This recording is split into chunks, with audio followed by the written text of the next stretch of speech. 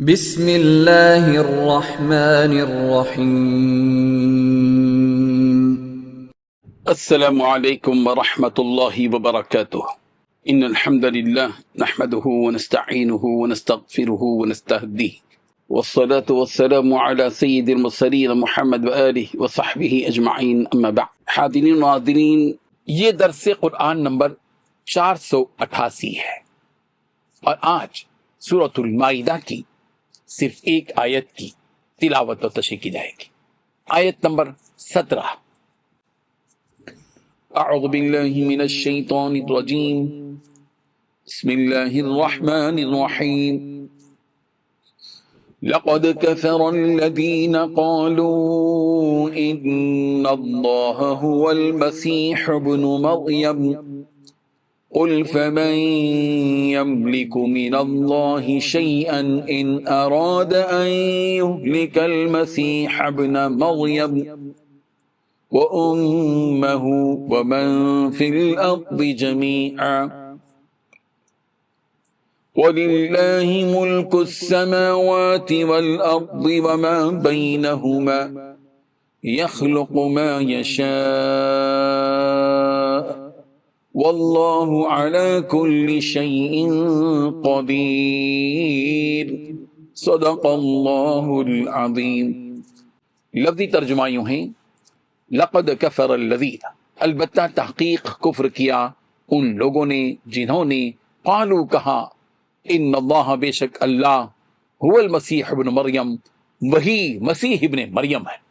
قل کہہ دیجئے، فمن یملک من اللہ شیئا، پھر کون اختیار رکھتا ہے اللہ کے آگے کچھ بھی، ان ارادہ، اگر وہ ارادہ کر لے، ان یہلک المسیح ابن مریم، ہلاک کرنے کا مسیح ابن مریم کو، وامہ، اور ان کی ماں کو، ومن فی الارض، اور ان کو جو زمین میں ہیں، جمیعاً سارے کے سارے، وللہ ملک السماوات والارض، اور اللہ ہی کے لیے ہیں بادشاہی آسمانوں کی اور زمین کی، وما، اور جو کچھ بینہما، ان دونوں کے درمیان ہے، یخلق، وہ پیدا کرتا ہے، ما یشاء، جو وہ چاہتا ہے، واللہ، اور اللہ، علی کل شیء، ہر چیز پر، قدیر، خوب قادر ہے۔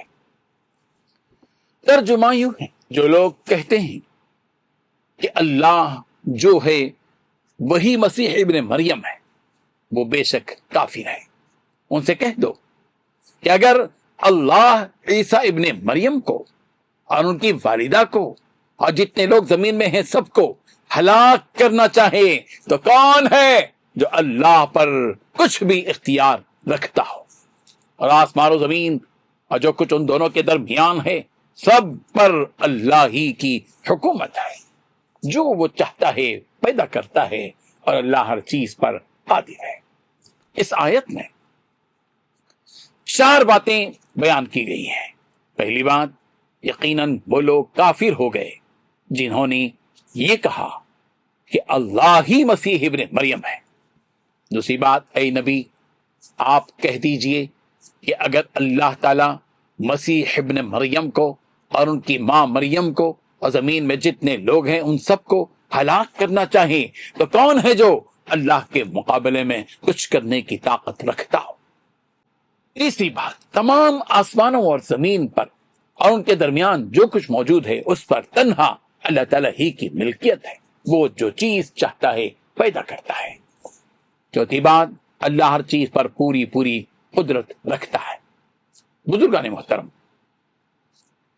قوم نصارہ کے ایک گروہ کا یہ فاسد عقیدہ تھا کہ حضرت عیسیٰ علیہ السلام ہی کو اللہ تصور کرتا تھا، جبکہ حقیقت یہ ہے کہ حضرت عیسیٰ علیہ السلام اللہ تعالیٰ کی مخلوق ہے، اس کے بندے ہیں، اس کے رسول ہیں، اس کا کلمہ ہے، اس کی روح ہے۔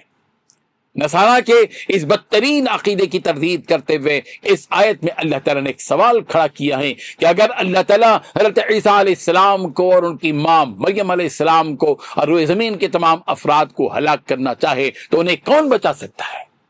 نصارہ کی بدعقلی پر ماتم کیا جائے کہ ایک طرف تو نصارہ حضرت عیسیٰ علیہ السلام حضرت مریم علیہ السلام کو اللہ تعالیٰ کا درجہ دیتے ہیں، اور دوسری طرف وہ اس بات کے بھی قائل تھے کہ حضرت عیسیٰ علیہ السلام اور ان کی ماں مریم علیہ السلام کو موت بھی آئے گی۔ سوال یہ ہے کہ جو موت کا شکار ہو جائے اور فنا ہو جائے وہ اللہ کیسے ہو سکتا ہے؟ اس آیت کے آخر میں یہ بات بتائی گئی کہ وَلِلَّهِ مُلْكُ السَّمَاوَاتِ وَالْأَرْضِ وَمَا بَيْنَهُمَا، کہ اللہ تعالیٰ ہی کے لیے ہے جو کچھ آسمانوں میں ہے اور جو کچھ زمین میں ہے اور جو کچھ ان کے درمیان میں ہے۔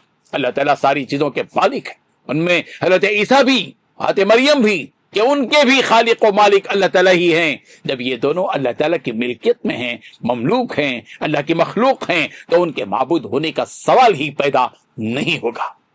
اللہ تعالیٰ یہاں خالق اور مالک ہیں کا تذکیر، اور وہیں اللہ تبارک و تعالیٰ جہاں خالق و مالک ہیں وہی مختار کل بھی ہیں۔ اسی نے حضرت مریم علیہ السلام کو بھی پیدا کیا اور مریم کے بیٹے عیسیٰ علیہ السلام کو بھی پیدا کیا، چونکہ حضرت عیسیٰ علیہ السلام کی پیدائش عام بچوں کی طرح نہیں ہوئی، ہر بچہ ماں اور باپ کے اختلاط سے پیدا ہوتا ہے، جبکہ اللہ تعالیٰ نے حضرت عیسیٰ علیہ السلام کو حضرت مریم علیہ السلام کے بطن مبارک سے اپنے خاص حکم کلمہ کن سے پیدا کیا۔ چونکہ حضرت عیسیٰ علیہ السلام بغیر باپ کے پیدا کیے گئے تو نصارہ نے حضرت عیسیٰ علیہ السلام کو خدا اور خدا کا بیٹا کہہ دیا، جس کا حقیقت سے کوئی تعلق نہیں ہے۔ رب ذوالجلال ہم سب کو ان بدترین عقائد سے بچائے، اور دین اسلام نے جو بہترین عقیدہ ہم سب کو عطا کیا ہے اسی کو دل و جان سے تسلیم کرنے والا بنا دے، آمین۔ وآخر دعوانا ان الحمد للہ رب العالمین۔ ڈیلی درس قرآن کو سبسکرائب کیجئے، اپنے تاثرات اور مشورے ارسال کیجئے، اور متعلقین کے گروپ بنا کر انہیں روزانہ درس قرآن بھیجیں اور اجر ثواب پائیں۔